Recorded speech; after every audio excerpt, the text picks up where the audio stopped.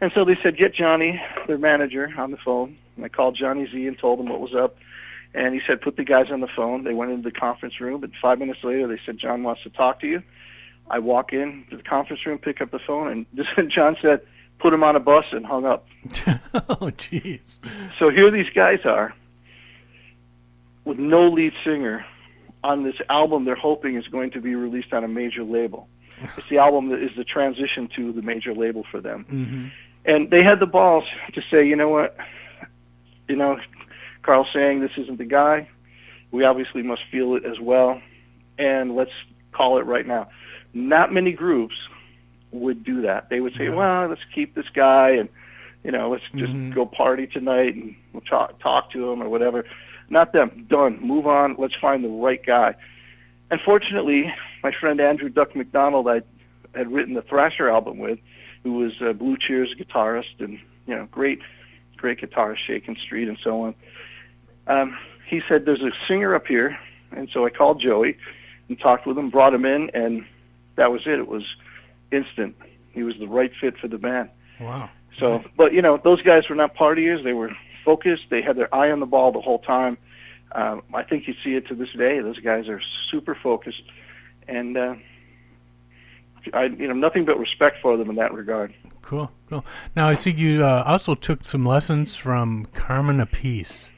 I did, and Tony Williams. Man. But Carmine was the huge, such a great educator for me, in that I really came in. I'd had a teacher when I first started who, very negative, told me I sucked, which was nice to hear every week.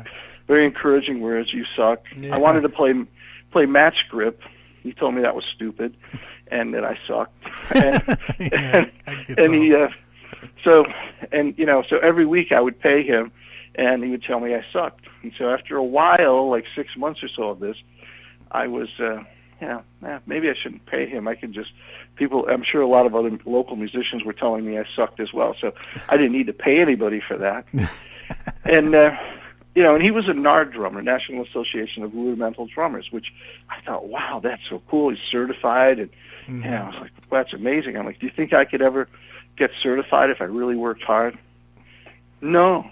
You suck. Jeez. Man. Okay, yeah, no, he was brutal. And so I wound up not taking lessons from him. I just listened to records and emulated them. So I developed some cool things. I developed some really bad habits. And I found out years later I was really learning from Hal Blaine. He was on all these 45s, all these singles I was buying, and so I was listening to Hal Blaine, and he was my teacher. I did get to correspond with him a little bit before he passed away, and it was that was a highlight. Yeah, it was a thrill for me because, he was 50 drummers to me, and all different styles. But I learned from him, and I really emulated it, and I emulated the right guy. So when I got to Carmine Appice, Carmine was the coolest guy. Here's this rock star, phenomenal drummer. He's got this cool book, Realistic Rock. And Carmine, instead of telling me I sucked, would say, that's wrong, but it's cool, so keep it. Nice.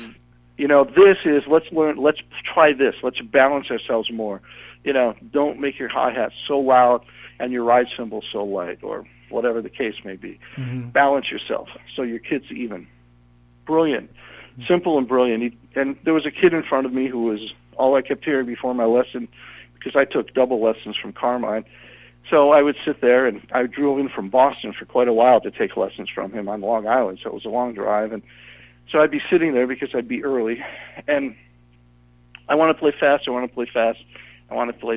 so I was mentioning that to Carmine, and he gave me the best advice, and I passed it on to young players over the years, and that is, if you're playing because you want to be rich, famous, or get laid, you're really not playing for the right reasons. If you play because you love it, you'll be playing your whole life, and you'll love it, and you'll enjoy it.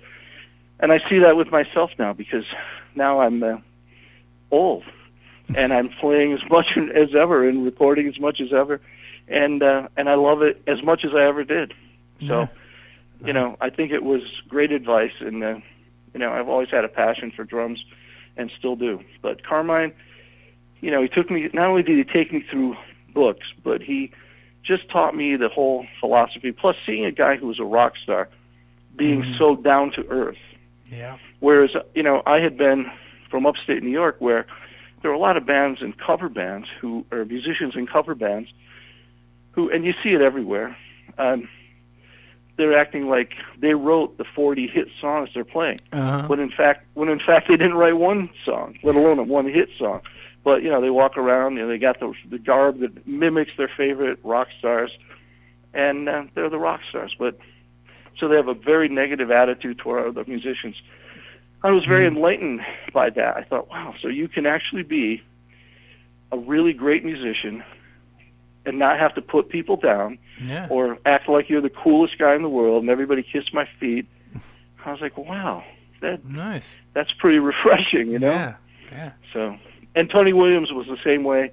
And my time spent with Tony Williams was learning, but eventually it got so we would have a lesson and we would just talk about music and talk, and it still serves me to this day, the whole thing about the pulse of music, the heartbeat, the whole getting the groove and the feel and what that song is about and the best way to present it. And you know, at the time he hadn't done it, but he eventually went back to study composition. So clearly that was his focus even at that time. Cool.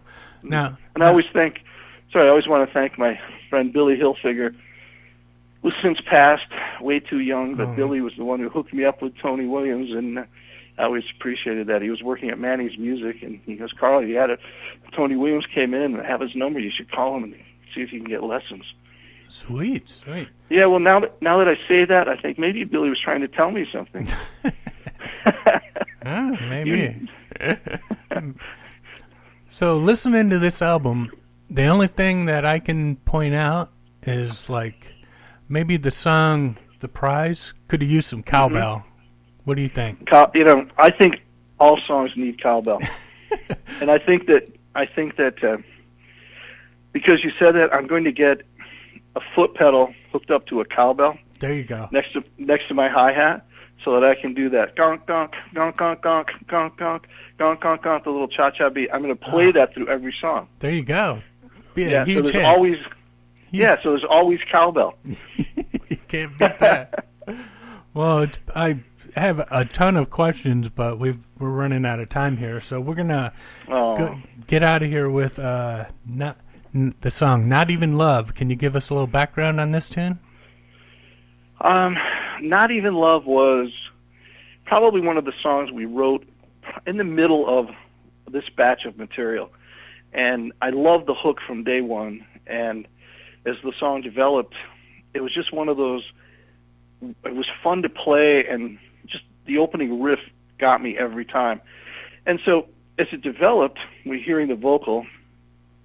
Tony came up with a cool background part for it. And, you know, it was just a fun song to play. And at the end of the day, it was probably one of the more radio-friendly songs. And, you know, it was never intended to be that way. But I think it probably is the most radio-friendly song on the album. And when I sent this to my buddy Johnny Z from Megaforce, the one who signed Metallica, Anthrax, Overkill, and King's X, and a million other bands, Johnny sequenced this album.